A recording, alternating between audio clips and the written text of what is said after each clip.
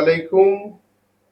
আনসারুল্লাহ হুতি বাহিনী সৌদি আরবের আকাশসীমায় অবরোধ দিয়েছে। আন্তর্জাতিক বিমান চলাচল সংস্থাকে বলেছে যে যাত্রীবাহী বিমান যেন সৌদি আরবে ওঠানামা না করে, কারণ সৌদি আরব ইয়েমেনের সানা বিমানবন্দরে, সানা রাজধানীতে গতকালকে ইরানের একটি বিমান নামতে দেয়নি, বোমা মেরেছে। যার কারণে গতকালকে ইয়েমেন আনসারুল্লাহ হুতি বাহিনী সৌদি আরবের দুটি বিমানবন্দরে বোমা নিক্ষেপ করেছে। আজকে সারাদিন সৌদি আরব এবং ইয়েমেনের মধ্যে কোনো হামলা হয়নি, তবে দুই পক্ষই প্রস্তুত আছে একে অপরকে হামলা করার জন্য। এই পরিস্থিতিটা নিয়ে ইরান যুদ্ধের সকল ধরনের চিত্র এখন চেঞ্জ হয়ে যাওয়ার মতো অবস্থা। মুসলমানকে মারার যে পরিকল্পনা করছে, দাজ্জালি চক্রান্ত বাস্তবায়ন হওয়ার একটা নমুনা বর্তমান সময়ে এসে গেছে। প্রিয় ভাই বোন বন্ধুরা, আপনারা দেখছেন অ্যাডভোকেট আলাউদ্দিন, আমি আর আলাউদ্দিন নিউজ চ্যানেল। আপনারা আমার চ্যানেলে খবর শুনলে আপনাদেরকে আশা করি ভালো লাগবে। আর যদি ভালো লাগে আমার চ্যানেলটাকে সাবস্ক্রাইব করবেন, লাইক করবেন এবং শেয়ার করে সবাইকে দেখার সুযোগ করে দেবেন। সম্মানিত ভাই বোন বন্ধুরা, ইরানের জাতীয় সংসদ হরমুজ প্রণালী কিভাবে পরিচালনা হবে এই ব্যাপারে আজকে একটা আইন পাশ করেছে। পাশাপাশি ইরানের সংসদ সদস্য 180 জন, তারা একটা সম্মিলিতভাবে বিবৃতি দিয়েছে। বিবৃতিটা হচ্ছে এরকম যে তারা সর্বোচ্চ নেতা এবং নিষ্পাপ শিশু হত্যার প্রতিশোধ নেবে, যে কোনো মূল্যে তারা প্রতিশোধ নেবে।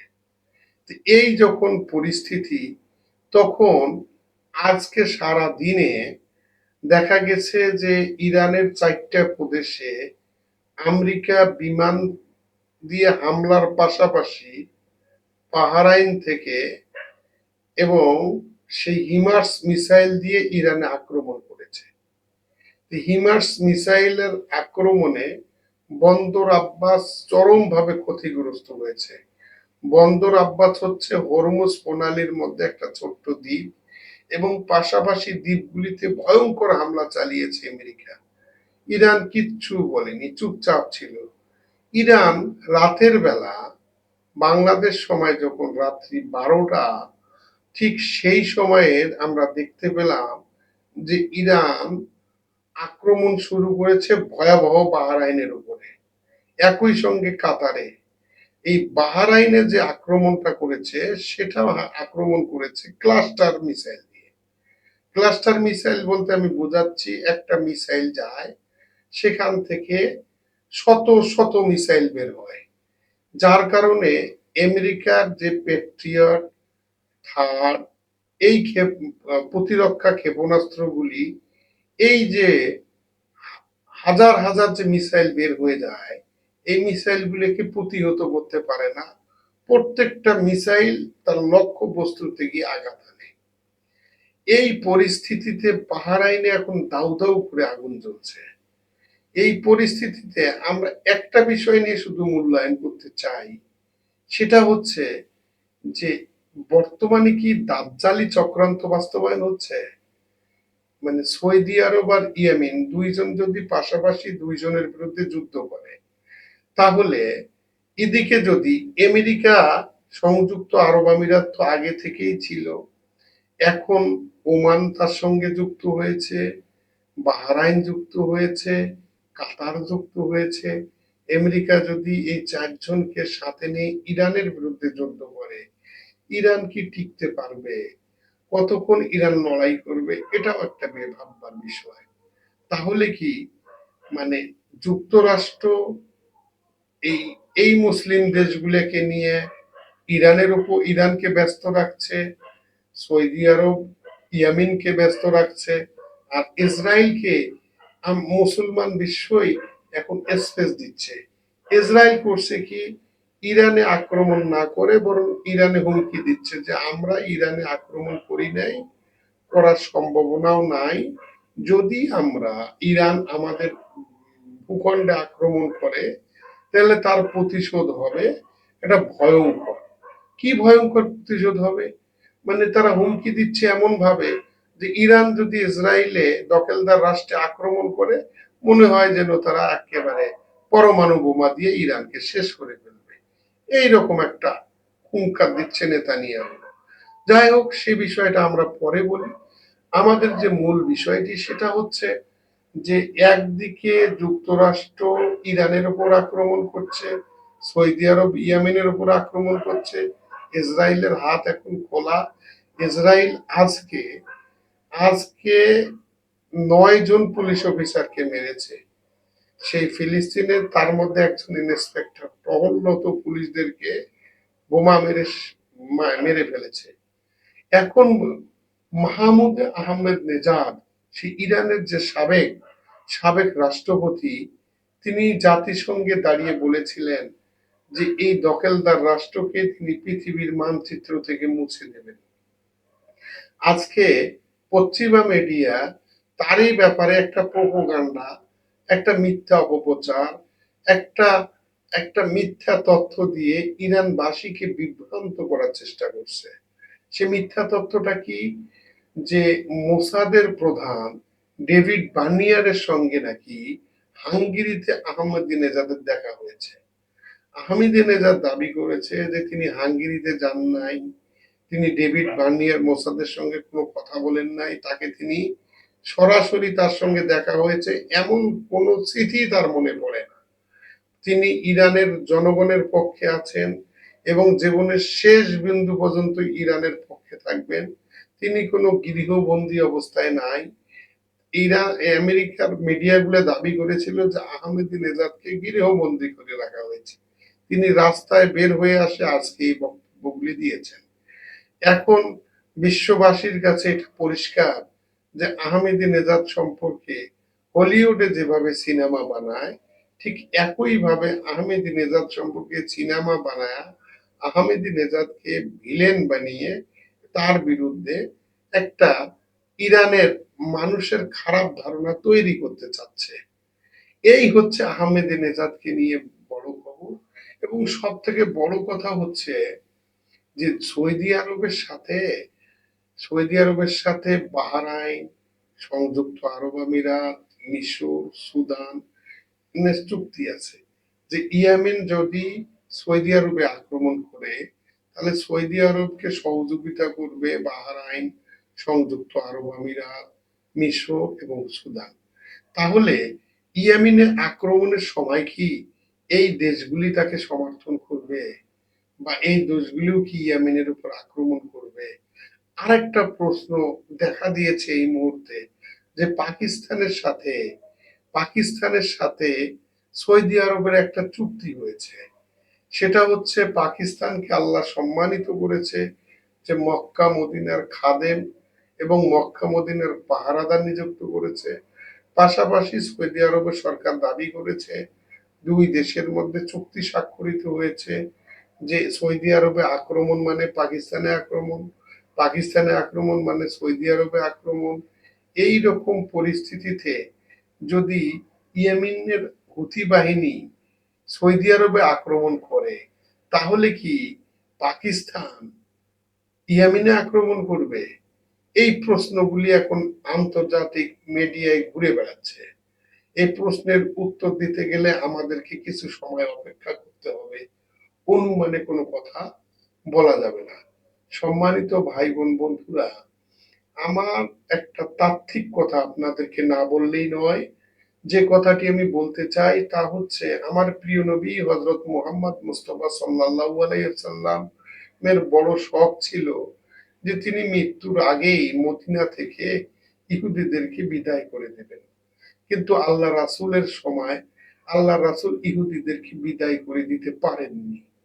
পরবর্তীতে দেখা গেল যে হযরত আবু বকর রাদিয়াল্লাহু তাআলা আনহু যখন খেলাফতের আসনে অধিষ্ঠিত হলেন তখন কিছু ভণ্ড নবী এবং জাকাত দেওয়াকে অস্বীকার করাকে কেন্দ্র করে অনেক ঘটনা সংঘটিত হলো। হযরত আবু বকর তাদেরকে শক্ত হাতে দমন করলেন। এই দমন করতে গিয়ে হযরত আবু বকর রাদিয়াল্লাহুর খেলাফতের সময়টা পার হয়ে গেল। পরবর্তীতে হযরত ওমর রাদিয়াল্লাহু তাআলা আসলেন। হযরত ওমর রাদিয়াল্লাহু তাআলা এসে মদিনা থেকে ইহুদিদেরকে বিতাড়িত করে দিলেন। কারণ এই দখলদার ইহুদিরা হচ্ছে আল্লাহর মাধ্যমে অভিশপ্ত। তারা পবিত্র নগরীতে থাকা, মদিনা শরীফে বসবাস করা তাদের কোনো যোগ্যতা নেই। কারণ তারা আল্লাহ কর্তৃক অভিশপ্ত। এখন পরবর্তীতে আবার হযরত ওমর রাদিয়াল্লাহু তাআলা আনহু যখন মসজিদুল আকসাকে জয় করলেন, আল আকসা বিজয় করলেন, এই আল আকসা বিজয় করার সময় খ্রিস্টানেরা হযরত ওমর রাদিয়াল্লাহু তাআলা আনহুর কাছে দাবি করলো যে আল আকসা এই জেরুজালেমে কোনো ইহুদি বসবাস করতে পারবে না। এটা আমাদের দাবি মেনে নিতে হবে। হযরত ওমর রাদিয়াল্লাহু অনিচ্ছা থাকা সত্ত্বেও তিনি এটা সেই চুক্তি যদি আমরা এখনো দেখি, এখনো নেটে পাওয়া যায়, আপনারা হযরত ওমরের যে চুক্তির দফাসমূহ যদি অনুসন্ধান করেন, গুগলে সার্চ দিলে বের হয়ে আসবে। সেখানে স্পষ্টভাবে লেখা আছে যে এই পবিত্র নগরীতে ইহুদিরা বসবাস করতে পারবে না। তারপরও দেখেন আজকের দিনে সেই ইহুদিরাই আল আকসার যে চত্বর, সেইখানে মানে সেই মনে হচ্ছে যে আল আকসাটা টোটালটাই তাদের। তারা মুসলমানদেরকে ঠিক মতো নামাজ পড়তে দিচ্ছে না। নামাজ পড়তে গেলে তাদের অনুমতি নিয়ে আল আকসায় প্রবেশ করতে হয়। আল আকসার একক নিয়ন্ত্রণ এখন হচ্ছে ইহুদিদের হাতে। আমি এই কথাটা বলার কারণ হচ্ছে যে আমি মনে করি ইরানের দুইটি দোষ। ইরান দুইটি দোষের কারণে আজকে ক্ষতিগ্রস্ত হচ্ছে, যে বিষয়টি ইরান সরকার এখন পর্যন্ত বুঝতে পারেনি। তন্মধ্যে একটা বুঝেছে আর একটা বুঝে নেই। আপনারা অনেকে ইস্পাহান নগরীর নাম শুনেছেন। ইস্পাহান নগরীতে এখনো ইহুদি বসবাস করে। প্রায় ৩০,০০০, অর্থাৎ বর্তমান যে জনসংখ্যা, ছেলে মেয়ে বাচ্চা যুবক বৃদ্ধ মিলে প্রায় ৩০,০০০ ইহুদি ইস্পাহান নগরীতে বসবাস করে। এই ইহুদিরা বিভিন্ন প্রতিষ্ঠানে চাকরি করে এবং ইরানের সাধারণ মানুষের যে অধিকার, তাদেরও সম অধিকার। ইরান সরকার তাদেরকে মানে অধিকার থেকে বঞ্চিত করেননি। না করার কারণে হয়েছে কি, তারা নিজেরাই কিছু করে না, কিন্তু ইরানের মধ্যে মোসাদের এজেন্ট তৈরি করে ওই ইহুদিরাই। কিন্তু ইরান কেন জানি এই বিষয়টি বুঝতে পারতেছে না। যেখানে আল্লাহর রসুল মদিনা ইহুদি থাকা পছন্দ করেন নাই, সেখানে ইরান কেন ইস্পাহানে ইহুদিদেরকে রাখলেন, এটা একটা ভুল। আর একটা হলো মোস্তফা খামেনির যে আয়াতুল্লাহ খামেনি যে পরমাণু বোমাকে হারাম ঘোষণা করেছিলেন, সেটা যদি হারাম ঘোষণা না করতেন তাহলে আজকে ইরানের উপর এত আক্রমণ কেউ করতে পারত না। যাই হোক, ইরানের বর্তমান যে সিচুয়েশন, এই অবস্থায় দেখা যাচ্ছে যে চীনও প্রকাশ্যভাবে ইরানের পক্ষে দাঁড়িয়ে কিছু বলছে না, রাশিয়াও খুব যে কথা বলছে সেটাও না। ইরান একাই লড়ে যাচ্ছে। সাথে আছে সামান্য কয়েকটা গোষ্ঠী, সেটা হলো লেবাননে আছে হিজবুল্লাহ, ইয়েমেনে আছে আনসারুল্লাহ, আর ইরানের নিজের সক্ষমতা। তাছাড়া ইরানকে সহযোগিতা করা প্রকাশ্য এই মুহূর্তে কোনো দেশ নাই। এই পরিস্থিতিতে আমরা আল্লাহর কাছে দোয়া করি যে আল্লাহ, তুমি ইরানের জন্য সাহায্যকারী পাঠাও, ইরানকে তুমি রক্ষা করো। ই আল্লাহ, আল আকসার জন্য এখন পর্যন্ত পৃথিবীর কোন মুসলিম রাষ্ট্র কোন যুদ্ধ তো দূরের কথা, সেই দখলদার রাষ্ট্রকে একটা ঢিল পর্যন্ত মারতে পারে নাই। সেখানে ইরান মিসাইল মেরে দখলদার শক্তিকে বুঝিয়ে দিয়েছে যে মুসলমানের সিংহরা এখনো বেঁচে আছে। এই পরিস্থিতিতে ইরান যখন লড়ে যাচ্ছে, আল্লাহ তুমি ইরানের যদি কোনো আকীদায় ভুল ত্রুটি থাকে সেগুলিকে ক্ষমা করে দিয়ে ইরানকে জয়লাভ করো। এই দোয়া আপনাদের কাছে আমি চাই, আমি নিজেও এই দোয়া করি, আমার জন্য আপনারা দোয়া করবেন। আমার কোনো তথ্যে যদি ভুল থাকে আমাকে কমেন্ট বক্সে জানাবেন, আমি সংশোধন করার চেষ্টা করব। আমি পেশাদার কোনো ইউটিউবার না, যুদ্ধ বিগ্রহ দেখে আমি আমি স্বতঃস্ফূর্তভাবে আপনাদেরকে মুসলিম বিশ্বের এই খবরগুলি দেওয়ার চেষ্টা করছি। পাশাপাশি আপনাদেরকে জানার চেষ্টা করছি যে আমাদেরকে শক্তিশালী হতে হবে, আমাদেরকে আমাদেরকে জ্ঞানে, বুদ্ধিতে, অস্ত্র, সমরাস্ত্র প্রশিক্ষণে, শিক্ষা দীক্ষায়, ইঞ্জিনিয়ারিং এ যদি আমরা অভিজ্ঞ না হই, তাহলে আমাদের পার্শ্ববর্তী যে শকুন রাষ্ট্রটি আছে তাদের রক্তচক্ষুকে আমরা উপেক্ষা করতে পারবো না। তারা রক্তচক্ষু দিয়ে আমাদের দিকে তাকিয়ে আছে। তাদের প্রতিহত করতে গেলে আমাদেরকে শক্তিশালী হতে হবে, আল্লাহর উপর আস্থা রাখতে হবে এবং নিজে কাজ করে যেতে হবে। এই বলে আমি আমার বক্তব্য শেষ করলাম। আসসালামু আলাইকুম।